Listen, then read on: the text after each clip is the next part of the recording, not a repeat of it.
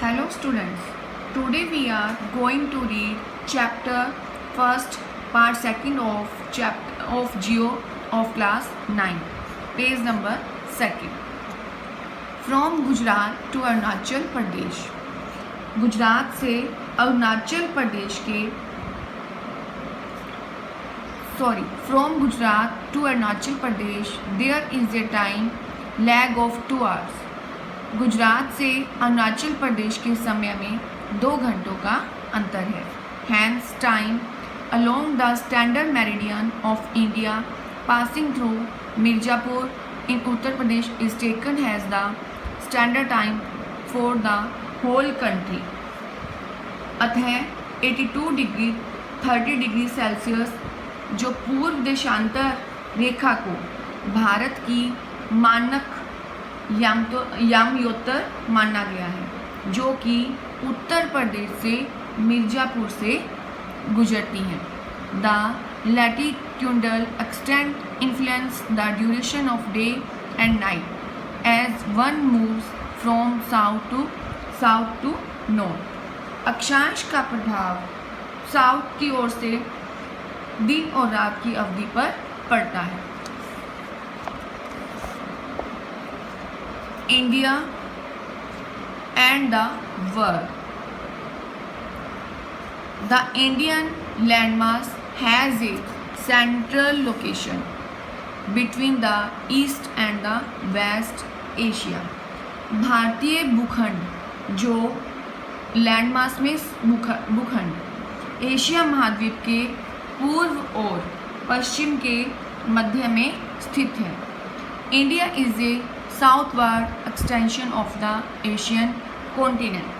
भारतीय भूभाग एशिया महाद्वीप का दक्षिण विस्तार है. The trans Indian ocean routes which connect the countries of Europe in the west and the countries of East Asia provide a strategic central location of India.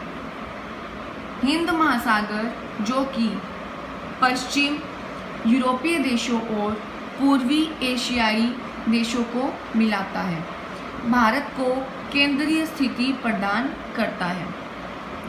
North the Deccan peninsula protrudes into the Indian Ocean, thus helping India to establish close contact with West Asia, Africa and Europe from the western coast and with Southeast and East Asia from the eastern coast.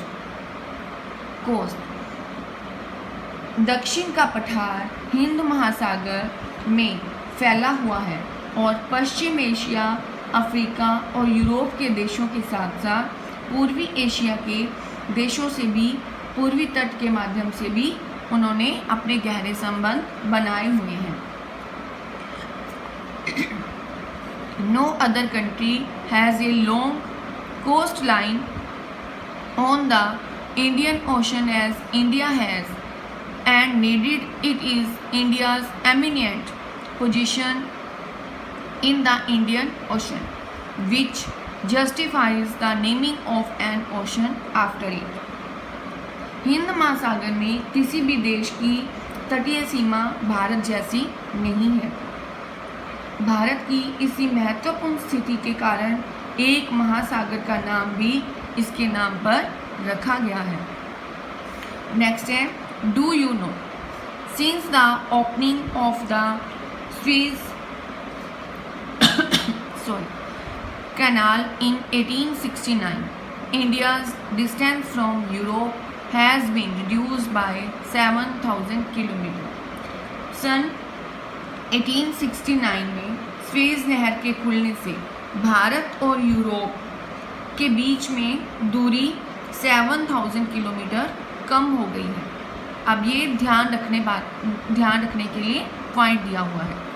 अब अपनी है 7th largest country. ये जो दिया हुआ है 7th largest country कौन सी है? Russia, Canada, USA, China, Brazil, Australia और इंडिया. ये 7th अपनी 7 यूनाइटेड नेशन डेमोग्राफिक ईयर के हिसाब से 7 बड़े देश हैं। नेक्स्ट है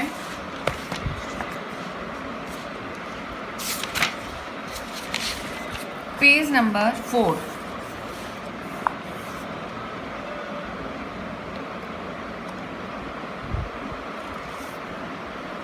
India's connect with the world have continued through ages, but her relationship through the land routes are much older than her maritime connects. Bharat का विश्व के देशों के साथ संपर्क बहुत पुराना है, परंतु यह संबंध समुद्री जलमार्ग की अपेक्षा भूभागों से होकर गुजरता है। The various passes across the mountains in the north have provided passage to the ancient travelers, while the ocean restricted such interaction for a long time.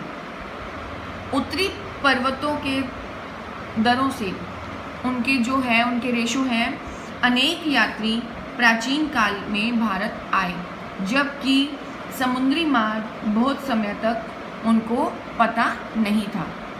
These routes have contributed in the exchange of ideas and communicated since ancient time. The ideas of the Upanishads and the Ramayana, the stories of Panchtantra, the Indian numerals and the decimal system, thus could reach many parts of the world. These species, Muslim and other merchandise were taken from India to different countries. On the other hand, the influence of Greek sculpture and the architectural styles of domes and minarets from West Asia can be seen in different parts of our country. इसी प्रकार जो हमारे उपनिषद हैं, जो हमारे उनके विचार हैं, रामायण तथा पंचतंत्र की कहानियाँ, जो भारतीय अंक और उनकी दशमलव प्रणाली आदि संसार के विभिन्न भागों तक पहुँच सके। मसाले, मलमल आदि कपड़े तथा व्यापार के अन्य सामान जो भारत से विभिन्न देशों को ले जाए जाते थे, इसके विपरीत यूनानी स्थापत्य कला तथा पश्चिम एशिया की वास्तुकला के प्रतीक मीनारों तथा गुंबदों का प्रभाव हमारे देशों के विभिन्न भागों में भी देखा गया। अब ये चैप्टर का सेकंड पार्ट यहीं पे कंप्लीट होता है। हम नेक्स्ट पार्ट नेक्स्ट वीडियो में रीड करेंगे। Thank you, have a nice day.